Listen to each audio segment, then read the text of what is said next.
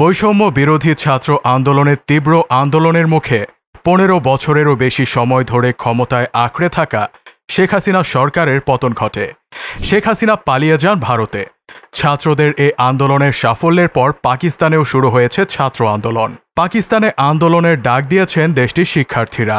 দেশের সংবিধান পুনরুদ্ধার এবং ছাত্র সংঘগুলোকে উজ্জীবিত করার লক্ষ্যে প্রধান বিরোধী দল পাকিস্তান তেহরিক-ই-ইনসাফের ছাত্র শাখা এই আন্দোলনের ডাক দিয়েছে। পাকিস্তানের সাবেক প্রধানমন্ত্রী ইমরান খানকে আগামী ৩০ আগস্টের মধ্যে মুক্তি দিতে বর্তমান সরকারকে আলটিমেটাম দিয়েছে পাকিস্তান স্টুডেন্ট ফেডারেশন।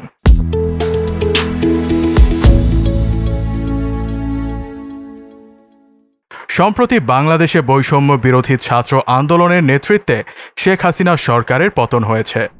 ধারণা করা হচ্ছে এই আন্দোলন পাকিস্তানের তরুণদের অনুপ্রাণিত করেছে। পিএসএফ সতর্ক করেছে তাদের দাবি পূরণ না হলে দেশব্যাপী বিক্ষোভ শুরু হবে, যা দেশটিতে চলমান রাজনৈতিক উত্তেজনাকে আরও তীব্র করে তুলবে।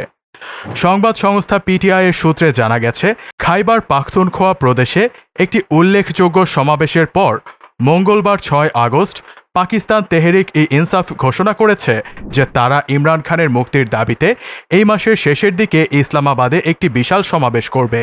এর আগে সোমবার পিটিআই সোয়াবি জেলায় একটি সমাবেশ করে। সেখানে খাইবার পাখতুনখোয়ার মুখ্যমন্ত্রী আলী আমিন গন্ডাপুর, পার্টির চেয়ারম্যান গৌহর আলী খান এবং মহাসচিব ওমর আইয়ুব উপস্থিতদের উদ্দেশ্যে ভাষণ দেন। ভাষণে মুখ্যমন্ত্রী গন্ডাপুর বলেন, সাবেক ক্রিকেটার থেকে রাজনীতিবিদ হয়ে ওঠা দেশের বৃহত্তম দলের নেতাকে আর কারাবন্দী করে রাখা যাবে না। ইসলামাবাদে ডি চকে একটি বড় সমাবেশের পরিকল্পনা করছেন বলেও তিনি জানান। সমর্থকদের আশ্বস্ত করে গন্ডাপুর আরও বলেন, পিটিআই যদি ক্ষমতায় আসে তাহলে তারা সন্ত্রাসবাদ নির্মূল করবে আর দেশে চলমান অন্যায় অত্যাচারের বিচার করবে। গত বছরের ৫ আগস্ট গ্রেফতার হওয়া ইমরান খানকে রাওয়ালপিন্ডির আদিয়ালা কারাগারে স্থানান্তর করার আগে প্রাথমিকভাবে বন্দী করে রাখা হয়েছিল। তিনি ২০০টিরও বেশি মামলার মুখোমুখি হয়েছেন এবং কয়েকটিতে দোষী সাব্যস্ত হয়েছেন। আইএসএফের প্রেসিডেন্ট আরসালান হাফিজ, ভাইস প্রেসিডেন্ট আমজাদ আলী এবং অন্যরা বলেন, পাকিস্তানে এখন ফ্যাসিবাদী শাসন চলছে। এছাড়া অত্যাধিক বিদ্যুৎ বিল ও করের পাশাপাশি অভূতপূর্ব মুদ্রাস্ফীতির কারণে দুর্ভোগ পোহাচ্ছে দেশের মানুষ। শিক্ষার্থীদের পক্ষ থেকে জানানো হয়েছে, শিগগিরই রাজধানী ইসলামাবাদে সমাবেশ করা হবে, যাতে বিভিন্ন রাজনৈতিক দল ও সংগঠনের বিপুল সংখ্যক ছাত্র অংশগ্রহণ করবে বলে মনে করা হচ্ছে। আইএসএফ প্রতিনিধিরা বলেন, আমরা দেশকে সংকট থেকে উদ্ধারের জন্য একটি ছাত্র আন্দোলন শুরু করতে যাচ্ছি। আবার নতুন করে শুরু হয়েছে ইন্টারনেটের সমস্যা। দেখে মনে হচ্ছে পাকিস্তান বাংলাদেশকে কপি করছে। পুরো পাকিস্তান জুড়ে ইন্টারনেট ব্যবহারে মারাত্মক সমস্যার সম্মুখীন হচ্ছেন ব্যবহারকারীরা। দেশটিতে ইন্টারনেট সচল থাকলেও এর গতি কম, ফলে বিঘ্নিত হচ্ছে ব্যবসা বাণিজ্য। তবে কেন এমন ঘটছে এর কোনো ব্যাখ্যা দিতে পারেনি পাকিস্তান টেলিকমিউনিকেশন অথরিটি। স্থানীয় সংবাদ মাধ্যম জিও নিউজের এক প্রতিবেদনে বলা হয়, গতির কারণে গ্রাহকদের ইন্টারনেট পরিষেবা পেতে সমস্যা হচ্ছে। বিশেষ করে কিছু অঞ্চলে মোবাইল ডেটা ব্যবহার করার সময় বেশি সমস্যা হচ্ছে। ইন্টারনেট ব্যাঘাতে শুধু নাগরিকদের অধিকার লঙ্ঘিত হচ্ছে না, বরং অর্থনৈতিক ক্ষতিও হচ্ছে ব্যাপক।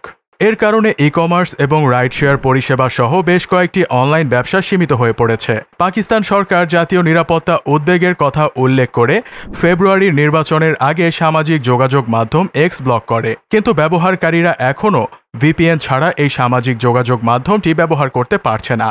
নেটিজেনরা বলছেন, সরকার ইন্টারনেট বিভ্রাট ঘটিয়ে কেবল যোগাযোগকে বাধা দিচ্ছে না, তারা মানুষের মৌলিক অধিকার হরণ করছে। ইন্টারনেট ও সামাজিক যোগাযোগ মাধ্যম সেবায় বিঘ্ন ঘটার বিষয়ে মুখে যেন কুলুপ এঁটেছে পাকিস্তান সরকার। দেশটির টেলিযোগাযোগ নিয়ন্ত্রণ কর্তৃপক্ষের কাছ থেকে এই বিষয়ে এখনও কোনো আনুষ্ঠানিক বিবৃতি পাওয়া যায়নি। সংশ্লিষ্ট সূত্র জানিয়েছে, পাকিস্তান ডিজিটাল জার্নালিজম নিয়ে শঙ্কার জেরে গত মাসে পাকিস্তানে একটি ফায়ারওয়াল ট্রায়াল দেওয়া হয়। এরপরই সামাজিক যোগাযোগ মাধ্যম সহ বিভিন্ন অ্যাপগুলো চালাতে সমস্যায় পড়েন ব্যবহারকারীরা। গত মাসে সরকারি কর্মকর্তারা জানান, ফায়ারওয়াল ট্রায়াল শেষ হওয়ার পরে ইন্টারনেটের গতি স্বাভাবিক হবে। দেশটিতে হোয়াটসঅ্যাপ ব্যবহারকারীরা জানান, সামাজিক যোগাযোগ মাধ্যমটিতে বার্তা পাঠাতে কিংবা আধেও আপলোড ও ডাউনলোড করতে স্বাভাবিক সময়ের চেয়ে বেশি সময় লাগছে। অনেক সময় সেটাও করা যাচ্ছে না। এমন পরিস্থিতিতে ব্যাপক ক্ষোভ প্রকাশ করেছেন দেশটির ইন্টারনেট ব্যবহারকারীরা। এমন আরও ভিডিও ও তথ্য পেতে আমাদের এই পেজটিকে ফলো করুন এবং লাইক, কমেন্ট, শেয়ার করে পাশে থাকুন।